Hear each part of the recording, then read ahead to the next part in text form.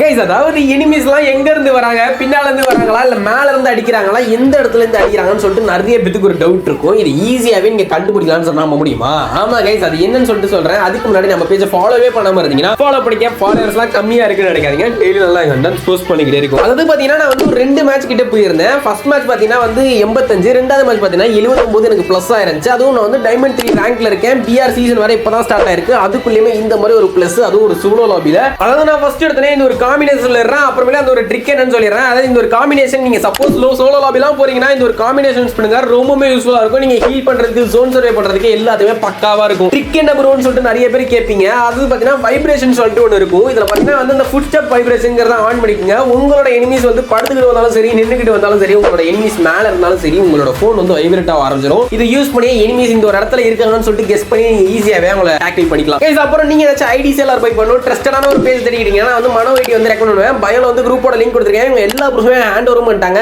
வேணுங்கிறவங்க ஜாயின் பண்ணிக்கங்க. ட்ரஸ்டடா பண்ணி கொடுத்துக்கிட்டு இருக்காங்க.